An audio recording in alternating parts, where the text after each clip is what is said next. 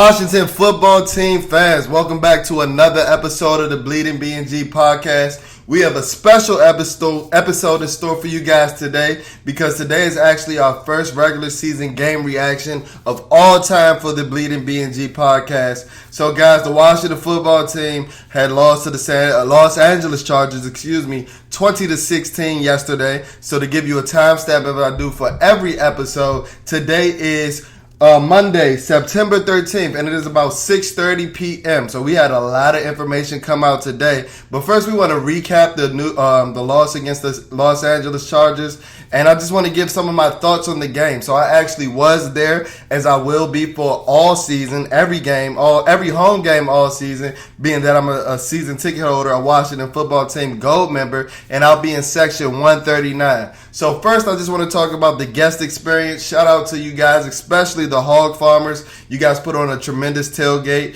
I was there from 9:45 until about kickoff, and there wasn't a dull moment. So shout out to everybody that participated in the tailgate, and it felt amazing just to have fans back. It felt like where I belonged, you know. It felt like a sense of normalcy was back. So shout out to you guys, especially like Hogs Farmers Chris, Hog Farmer Jeff. You guys put on a tremendous tailgate, and I can't wait for the one on Thursday. So it's time to get to the game, guys. If you guys have been following my social medias over the last 24 hours, I told you guys I'm taking the filter off today. And the reason is because, you know, while I don't have an issue with a loss, if we had looked good in a loss, I would be more complacent and more with a positive outlook towards the season. But yesterday I saw too many things that can be exposed, and I'll just run down the litany of the list right now. So first, the first matter at hand is quarterback Ryan Fitzpatrick. He got hurt about a minute and a half into the second quarter of his first game with the Washington football team, and it's a hip injury. I think they're calling it a hip subluxation.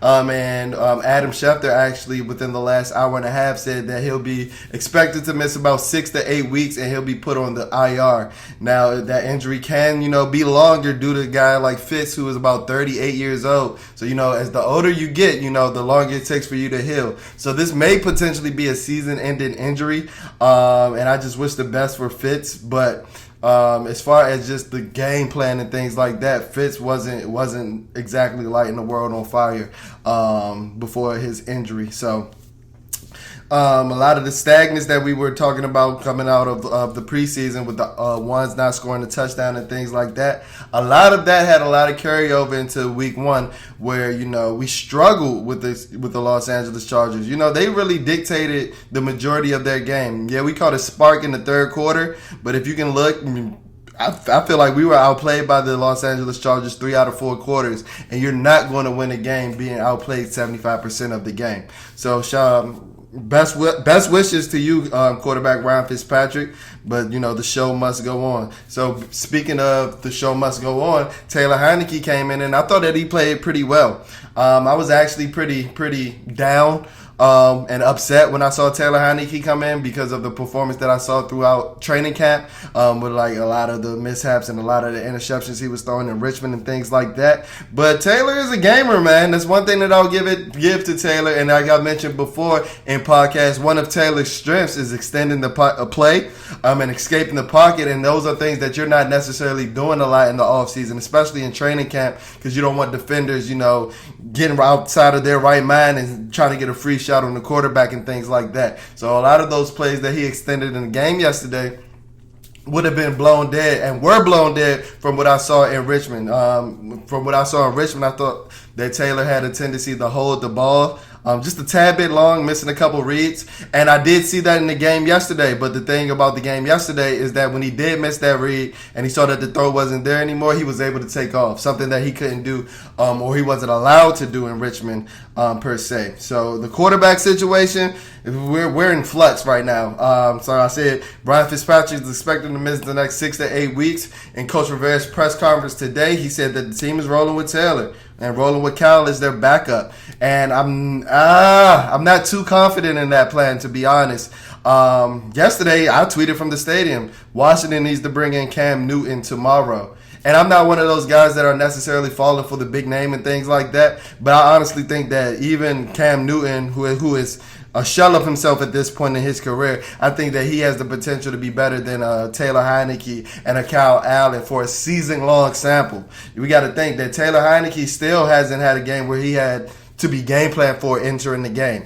Every moment that we saw with Taylor Heineke as a Washington football team member has been in spot duty. And while he has answered to the challenge, and that can be something to look positive towards, this is a guy that's always going to be there to answer the challenge when his name is called. This will actually be the first game going into this Thursday's matchup with the New York Giants that Taylor Heineke is actually going to be game plan for. So I was looking at, maybe potentially bringing Cam in. I was shooting those possibilities down when Ryan Fitzpatrick was our starter. But at this point, if you want to salvage the season, I just think that you need somebody more talented than the two quarterbacks that you have on your roster at the moment. I know a guy, Kyle Shermer from the Kansas City Chiefs practice squad, was brought in to be essentially our QB3, but I don't know much about him other than the fact that he went to Texas A&M.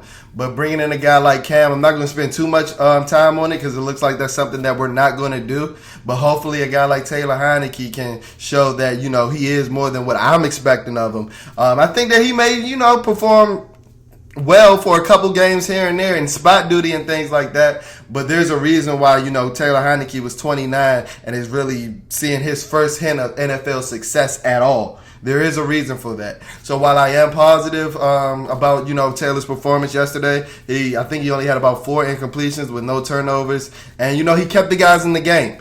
And the guys did have a spark, and they did look more energetic than they did under the helm of Ryan Fitzpatrick. Not saying that was just due to who was the commander-in-chief of the huddle at that point, but just, the offense moves faster with Taylor Heineke. So for the quarterback position right now, that is in a lot of limbo.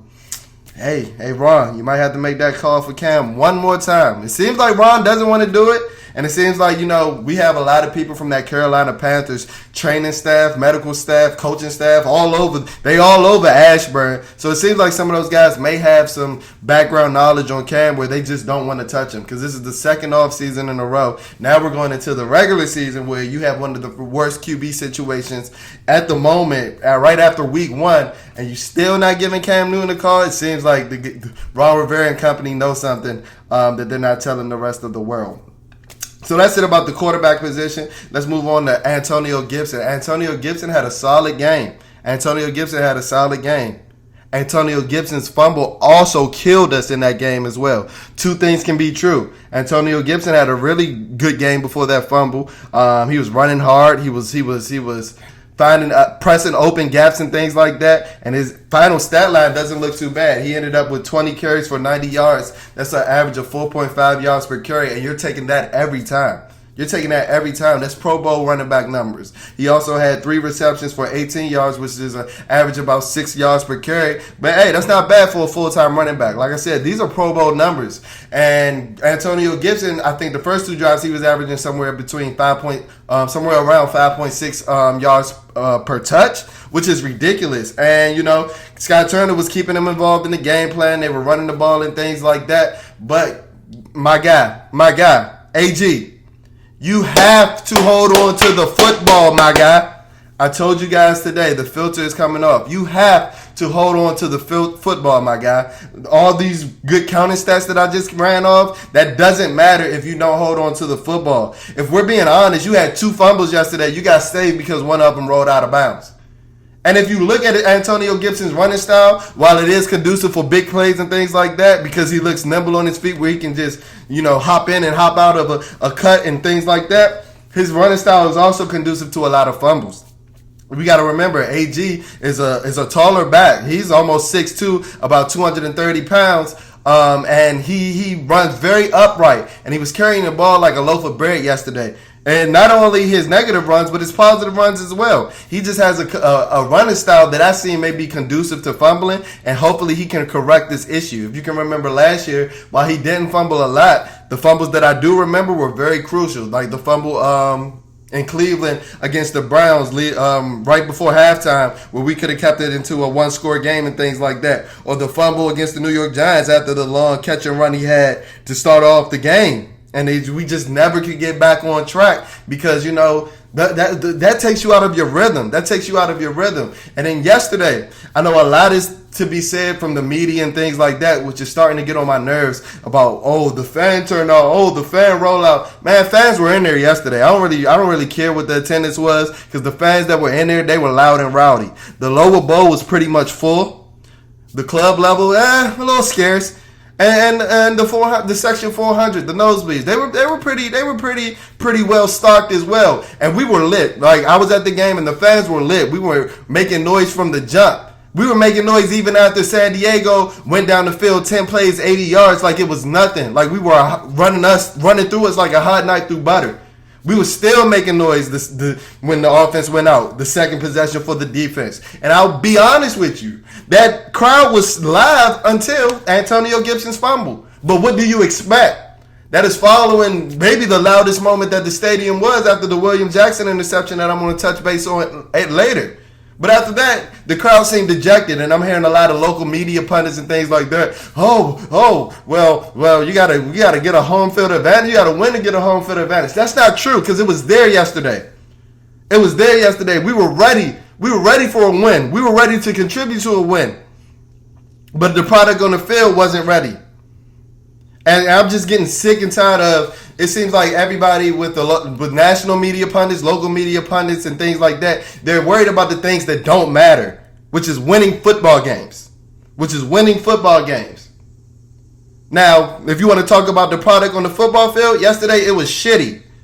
Just like the shit that was coming out of the sewer that they want to, claim as rainwater. It was just shit all around in FedEx Field yesterday. That was a shitty performance coupled with a shitty sewer leakage in the stands. Like, everything was just unacceptable about yesterday. But going back to the on-the-field play, Antonio Gibson, you can't do that, my guy. You can't do that. You were running well. Your vision seemed to be there. Your vision seemed like it was way more improved than last year.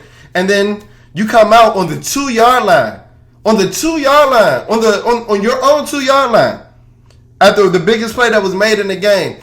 And you, first of all, you were very impatient already bouncing it out where there were no blockers. You're bouncing it out where it's 2 defensive linemen and no blockers. Come on, man. We can't have those brain farts, even if I think you played pretty well. We can't have those. Because guess what? You're coming out there with the ball out here. For my YouTube fam, you can see how I'm rocking right now. For my podcast fam, he was out there toting it like it was a loaf of bread and got smacked and fumbled. And then start complaining about his shoulder for the rest of the game. We got to fix that. If you looked at, the share count and things like that, the coaching staff has full trust and full belief in Antonio Gibson at this point. He's played a lot of third downs, and J.D. McKissick didn't really see the field that much. I thought that Antonio Gibson was pretty solid in pass protection, and he needed to be with that offensive line play. Speaking of the offensive line, I'm about to read every last single one of y'all. I don't know what was going on with that performance yesterday. Charles Leno, you got Ryan Fitzpatrick killed, bro. You're the one that got Ryan Fitzpatrick killed. Buddy hit you with a smooth inside move, and you act like you couldn't react. You were just standing in quicksand. And it's bothersome to me because I see you on Twitter and things like that, always talking about, hopefully we can protect Fitz and things like that, and then you go ahead and let him get hurt in the second quarter of the season. I'm not saying that you did, but not saying that you allowed it or you wanted it to happen. But that was a piss poor play, bro. That was a piss poor play. I told you guys, the filter is coming off today. Sam Cosme, you got your ass worked by Joey Bosa. You got your ass worked by Joey Bosa all game. All game. It was the same thing that I saw in Richmond. And I was one of your biggest backers in Richmond. Like, guys, they don't have pads. You know how slippery Chase Young and Montez Sweat are going to be when you're not able to hold a shoulder pad, hold the inside of a jersey and things like that. And then come to find out you were improving when you guys got back out to Ashburn. Yesterday looked like Richmond 2.0. Going against one of the best defensive ends in football in Joey Bosa, who I think may be the most technical pass rusher in the NFL. He may not be the most uber athletic or things like that, but he gets the job done. And he was getting the job done over and over and over and over again yesterday. It was damn near every play to a point. I think PFF said something like Samuel Cosme had a grade of 15 out of a 100-point scale for his pass blocking grade, and it really looked like it. It really looked like it. It might have been the grade might have been low if Joey Bosa didn't get called for 2 roughing the passer penalties, negatively impacting his impact on that play, because he bust your ass on that play. He bust your ass, and I gotta get on the coaching staff on this one. You got your rookie right tackle going against one of the best edge rushers in the NFL, and you're not giving him any help. I don't know how many times Joey Bosa got chipped in that game at all. At all. And it's not like he's opposite another dominant edge rusher. Yeah, Uchenna Nwosu's a good player. He's not Joey Bosa. So why are we paying him more attention? Like, what is going on? And that's why the filter is coming off today, guys, because I saw too much dumb stuff that could have been exposed. I'm not one of these typical Washington football team fans that, the sky is falling without giving you reason. I'm not. I have a bunch of reasons why I'm very upset about how the game went yesterday. Brandon fucking Scherff. Mr. Brandon, oh yeah, you got to ask my agent about that. I really want to be here. Fucking Scherff. My guy, you make $18 million as a damn guard. You make $18 million a year as a damn guard. You're supposed to be the best guard in the NFL with those type of numbers. And you're not. You're not. Linville Joseph threw you out the club a couple times. And don't even let me get started on the 2 penalties that you got on. You were a human drive killer on that point. That resulted in the Dustin Hopkins 51-yard missed field goal. You were a human drive killer. First, the hold on the Jared Patterson run, where I really don't think that you needed the hold. I don't think that guy was capable of making a play on Jared Patterson in the open field. And then the false start after the negative reception by De'Ami Brown. I think that started out as a 2nd and 3? And then we ended up at 3rd and 18 after we lose 3 yards and then the penalty? Like, what are we doing here, guys? What are we doing here? This is a guy, I always hear, Brandon's the leader. Brandon's the type of guy that you want in the locker room. Brandon's the type of guy that you want guys watching in the weight room. So we should have watched Brandon Scherff's fucking play on Sunday, huh? Because he was arguably the worst offensive lineman in the game.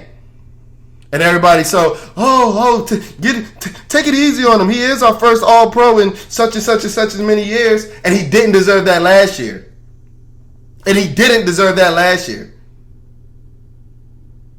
Yeah. He was a damn good guard in 17 and 18, and pretty good in 19.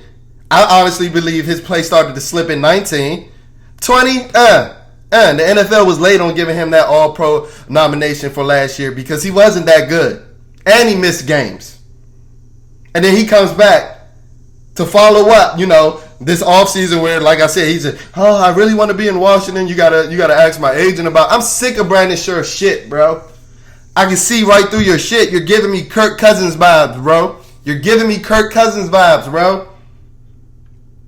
Like, if you don't want to be here, I don't expect you to just say it, but don't act like you do, because you're not playing like you do either. Because if we keep Dustin Hopkins in field goal range, well, he was doing pretty solidly inside 50 yards. That turns out to be a 19-13 game. Also, hypothetically gives Los Angeles a full field to work with where they have to score a touchdown. To lead. Or to ultimately win the game. But no, you want to fucking hold and you want to fucking false start. Like, we're not paying you $18 fucking million a year. I told you the filter was coming off today, guys. Eric Flowers, I think you played pretty well. You still have technique issues. Eric Flowers still has technique issues, but he's such a mammoth of the man sometimes that doesn't even matter. One of my favorite things about Eric Flowers is it was scarce yesterday because we rarely made any big plays, but the few big plays that we made, especially on offense, Eric Flowers was the most hyped player. Go look at Eric Flowers' reaction on that Terry catch. Go look at Eric Flowers' reaction on that first long Antonio Gibson run down the sideline. Eric Flowers is the type of teammate you want. Honestly. I'm tired of hyping up Brandon Scherff. Brandon Scherff isn't getting any more hype from me until he deserves it. Shout out to Jay Gruden, because this dude is an $18 million guard. He's a guard. I'm sick of it. I'm sick of it, and not enough people talking about it. Terry McLaurin, you're a dog, man. You're a dog. You're a dog. You're a dog. But speaking about Terry McLaurin, why are we not targeting our best offensive player in the first quarter at all? And then to put the cherry on top of that, Logan Thomas doesn't get targeted in the first quarter at all. What is going on with the play calling? What is going on with the play calling? It wasn't like our offense was moving, doing what we were doing. What is going on, Scott? You got to talk to me, Scott. You got to talk to me, Scott. Terry McLaurin get no targets in the first quarter? And then he was basically shut out in the fourth quarter as well. Terry McLaurin might as well have just been out there for a half. The second and the third, he might have just been out there for two quarters. Because wasn't anybody else looking at him. And I'm trying to figure out why. You have potentially a top 10 receiver in the NFL, and we're not forcing the ball to him with an inept offense. We're by the time, with 2 minutes into the second quarter, three biggest free agent signings, especially our two biggest free agent signings on the offensive side of the ball, they're nowhere to be found. They can't help you. So why are we force feeding our best offensive player? What is going on, Scott Turner? I told you the filter is coming off today, guys. I'm sick of this. I'm sick of this. And the reason that I'm sick of this is because I actually bought the hype this year. No, I'm not the sky's falling, but like I told you, there were too many things that could have been exposed yesterday. I know a lot of you guys in the Washington football team community, a lot of you guys are very pessimistic, don't get me wrong, but majority of you guys are looking at this with rose-tinted lenses. Oh, guys, we only lost by 4. Oh, the defense bent but don't break. Let's be honest.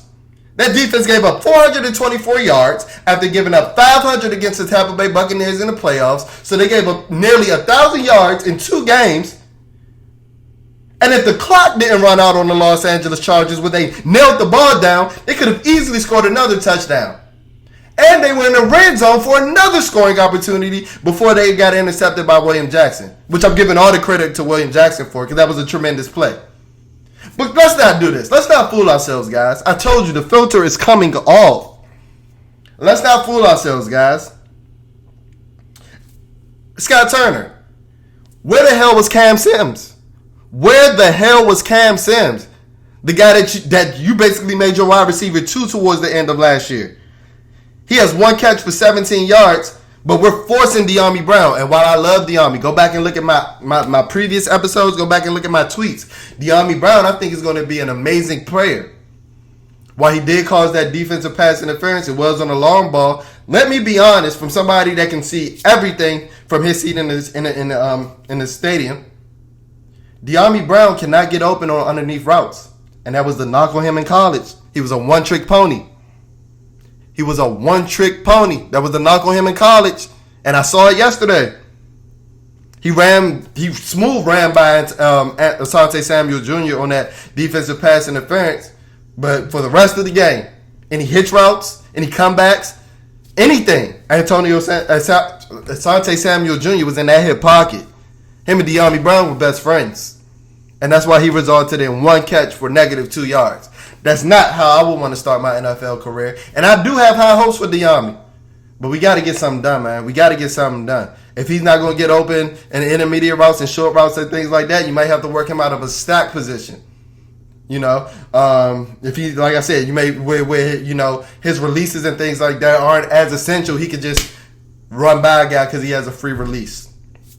But the offense was mighty inept yesterday. Logan Thomas, while he did perform solidly, had a touchdown catch. I think that he left a lot to be desired in the run blocking game. So we have a lot to work on, and it's a lot of carryover from week 1. This is the one thing that I want sometimes. I want sometimes coaches to be like, yeah, you guys were. I know it's not going to happen.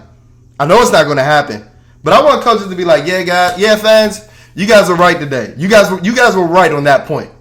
Because we were right. Everybody in the Washington football team community was like, are we sure we don't want to play starters in game 3? Because our offense hasn't really lit the world on fire. Like, I don't know about that one. You guys were absolutely right. So, I mean, The filter's coming off. That's all I can say. I think that's it for the offense. 16 points isn't world beating by any means. What is that? Three field goals and a touchdown. The touchdown catch was a great ball by Heineke, putting it on Logan Thomas's back shoulder, where he wasn't even necessarily the most open. But you got a guy 6'7" in the back of the end zone against any guy in the secondary. I'm gonna take my chances on that play every time. So it was a good throw, good catch by Logan and Taylor on that touchdown. But we got a lot of work to do, and we don't have a lot of time to get it done. Because guess what? New York comes into town in 3 days. And they're going to be pissed because they played horrible against the Denver Broncos. Speaking of New York, make sure that you tune into our next episode of the Bleeding BnG podcast, where we preview our matchup against the New York Giants for this upcoming Thursday night football game. Now, let's get into the defense. As I mentioned before, the defense allowed 424 yards. You got Sam Marcho, you got Mike Greenberg, you got me out here claiming that we're going to be the best defense in the league this year, but you've given up almost 1,000 yards in your last 2 games. You got players in press conference, and this is what I hate. Agreeing, not even shooting them down. They like, yeah, we may be the best defense. Chase Young included. We may be the best defense in the NFL. You are shitting me with that performance yesterday. You guys are shitting me with that performance yesterday. And my thing is, what scheme are we running? Keenan Allen and other receivers are running in the flats wide open. The first play, I think it was Guyton. Guyton took a swing pass in the flats and took it for 16, 17 yards. Dude's running wide ass open. And if that's a player, then he needs to come out of the game immediately, because it was happening too often. It was happening way too often. That all held in front four that we talk about didn't do shit. My man Justin Herbert was just out there in the pocket looking like sunshine. His 6'6" frame could get as much time as he wanted and picked our defense apart. Couldn't do shit. Rashawn Slater, he dominated Chase Young just like he did in college. Alright, I'm a realist here over at Bleeding BnG. Y'all know I love me some Chase Young. Chase Young was getting washed yesterday. There's a reason why they had to switch him over to Brian Bulaga. And then eventually, Bulaga got hurt, and he played a backup right tackle. And he still didn't make an impact. Now, don't get me wrong. I get in my football bag, too. Slater does have shorter arms, so you might want to put a guy like Montez Sweat with a longer wingspan on Slater and then move Chase to the other side. And the coaches did move around the defensive ends last year. But I'm telling you, there was more to it than just, wingspans and things like that. Because guess what? Montez Sweat didn't make much of an impact against Slater either. Rashawn Slater dominated both of our defensive ends. This is a guy that hasn't played football in almost 2 years. If we're realists, there was a lot of things that you didn't like about the game yesterday. If we're being real, and I'm here to be real, and I always am real on the Bleeding BnG podcast. Y'all know that. I'm always shoot it to you straight on the Bleeding BnG podcast. Chase Young, you were hella meh. Yesterday. You had some decent plays in the run game, but I also saw you get blown off the ball in the run game as well. Go look at Austin Eckler's first touchdown run. Go look at Chase Young on that play. They ran right to his side. So don't get me wrong, Chase. You're that good that you're always going to have a few splash plays. But to be honest, 2 of your splash plays came in the fourth quarter. Like, why are we waiting so long against a backup right tackle? Love me some Chase Young. Yesterday wasn't your best outing. And I'm over here hyping you up. I remember the emoji you tweeted as soon as we found out we were going to be playing the Chargers. Because knowing you, I know that you were pissed that Slater made his name in the draft off of his performance against you. Because remember, he didn't play in 2019. He got drafted in his first round off his performance against you. He might go to the Hall of Fame and the Pro Bowl off his performance against you yesterday. Because that shit was bad. That shit was bad. I was dreading getting to this part, but we got the worst linebackers in the NFL. We got the worst linebackers in the NFL, and I see why we only kept 4 at the first initial 53-man roster, because those 4 aren't even that good. You guys already know how I feel about John Bostic. He is ass. John Bostic, you are ass. And honestly, I think that you're the biggest culprit for that conversion that the Los Angeles Chargers got on 3rd and 16. Go look at the play diagram. John Bostic is jumping to the flats on what seems to be a cover 4 coverage. Why? Leaving the middle of the field wide ass open. Jamin Davis, you may very well turn out to be an all-pro. You may very well turn out to be a Pro Bowler, a future Hall of Famer. Listen to me right now. At this moment, guys, at this very moment, at 6:35 on Monday, September 13th, 2021, Jamin Davis sucks. Jamin Davis sucks.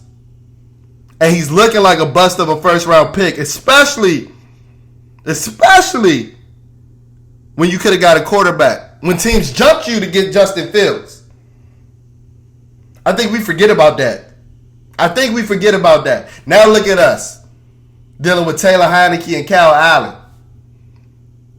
Jamin Davis made 1 tackle, which was a damn good tackle. And the crazy and the most ironic thing about that is he made that tackle with the most pre-play motion that the Chargers had all season, all game. And he made that play. Jamin Davis has bad eyes. He's hesitant. I always thought in college that he wasn't the most ferocious in the run game. But even with bad eyes, you don't even know where you're going. What's the use of having full speed if you don't know where you're going? And I see it over and over, even in coverage. A lot of those times where the middle of the field was open in those zone coverages. A lot of that was Jamin Davis being lost. A lot of it was John Bostic not being physically capable of doing. And Cole Holcomb, I love you, my guy, but Cole Holcomb is a small linebacker at the end of the day. If he doesn't beat the block and he gets hands put on him, he's going to be in chase mode. He's going to get pushed around. And that's what was happening yesterday. The running numbers were okay. But anytime that the Chargers felt like they needed to get a couple yards to get the rhythm and get their offense flowing, they got them. With no problem. So don't let the stats fool you. Just like I'm telling you guys, don't let that, the Chargers only scored 20 points. Don't let that fool you, please. Don't let that fool you. This was a horrible defensive outing. A horrible defensive outing. You guys should have called in KJ Wright the day the final 53 man was announced. I'm trying to figure out why we didn't. Because you guys just think that you guys have it, don't you? And what's pissing me off, and this is what I've made this point on this podcast before, and I'm going to say it again and again and again. Coach Ron Rivera and Coach Jack Del Rio are previous linebackers. They played linebacker in the NFL. Coach Rivera played on one of the greatest defenses of all time. Why can't we identify good linebacker play? Why can't we coach up good linebacker play? Because this shit is shit. This shit is trash. This shit is trash. The linebackers that we have on the roster are looking like a 60-year-old Rivera and a 60-year-old Jack Del Rio. Because this shit is bad.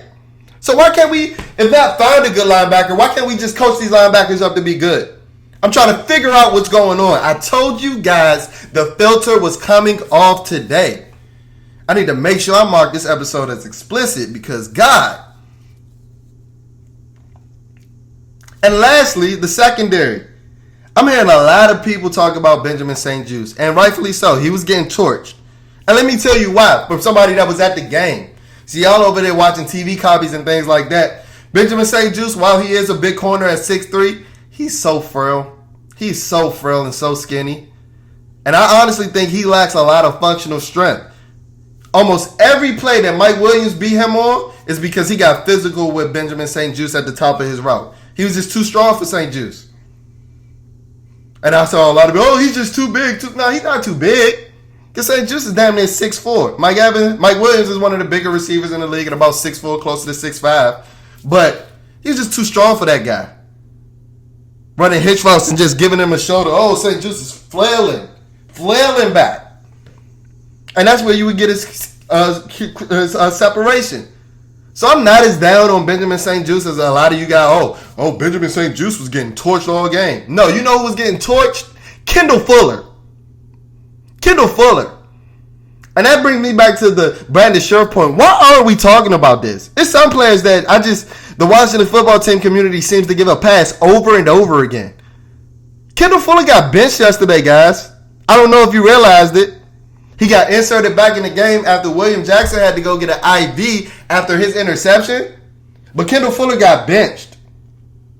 I see a lot of guys talking about Benjamin St-Juste, a guy who's going against a top 10 quarterback in a bad scheme against very solid wide receivers. But I don't hear shit talked about Kendall Fuller, who's in year 6 and was getting torched from the jump.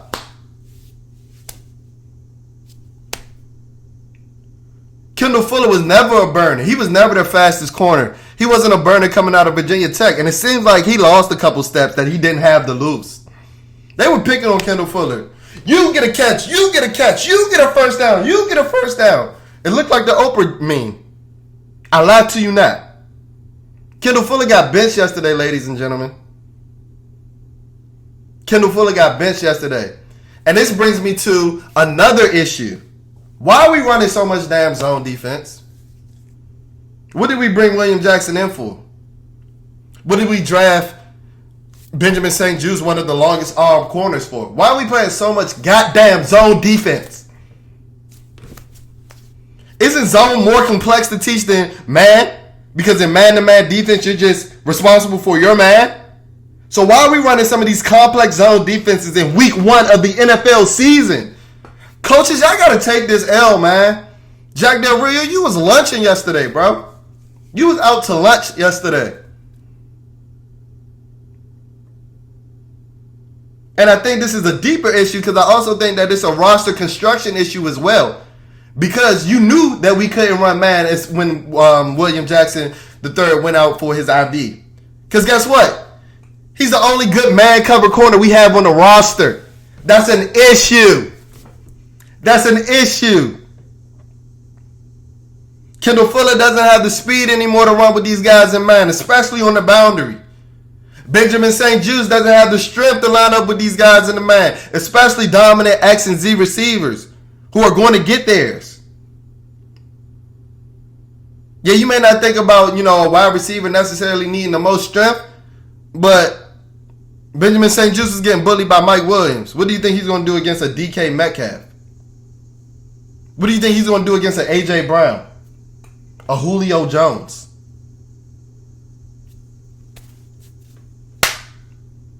There is a lot that I didn't like yesterday. And that's why I'm going off today. The filter is off. If you can't tell. If you cannot tell, the filter is off. Speaking of cornerbacks, though, William Jackson, my man balled. I told y'all in that first free agent episode in March. Or what was it? April. That's my favorite free agent signing because he's a gamer. He's a baller. A lot of y'all getting scared off of some training camp reps where he's going against Terry McLaurin, who runs a 4-3, where it's set up for the offensive player to win every time nearly. That break that William Jackson III made on his interception was some of the best cornerback play I've seen ever with the Washington football team. Up there with Chan Bailey and things like that. Because we haven't had really too much of elite cornerback play. D Hall, you were a good player. I wouldn't necessarily call you elite year in and year out. So I just think that the people in the Washington football team community, we're worried about the wrong things. Back to what I touched bases on earlier. Oh my gosh! Man, Twitter, it was like Twitter Armageddon. Oh my gosh, William Jackson, he's getting torched. Antonio Gandy Golden is called a pass on him. Yeah, and where the hell is Antonio Gandy Golden and what did William Jackson do yesterday? And where was this defense when William Jackson went out to get an IV yesterday? So do me a favor and shut the hell up about William Jackson III. Please. Please. Please. He might be the best player on this defense at this point. And I mean that wholeheartedly. But let me tell you who was the best player on defense throughout the entire game yesterday. Cam Curl. You're a stud. You're a stud. Washington came out and they started out in the 3 safety sets with Cam playing that nickel Buffalo position. And they had William Jackson III and they had Kendall Fuller outside. Cam Curl forced his own 3 and out almost. With a tremendous breakup on Jared Cook and another tremendous breakup on 3rd down. So with all this being said, can somebody explain to me why the hell is Cam Curl playing less than half of the defensive snaps? Why the hell isn't Cam Curl in on 3rd and 16? When he led your team in pass deflections up until that point. Jack Del Rio, what the fuck were you doing yesterday, bro? And you know what grinds my gears is because he wants to be a hard ass with the media and they won't give it to him how he's supposed to get it this week. He doesn't like answering questions and shit like that. Man, what the fuck were you doing yesterday? That's my question for you, Jack Del Rio. What the fuck were you doing yesterday? Because that was bullshit.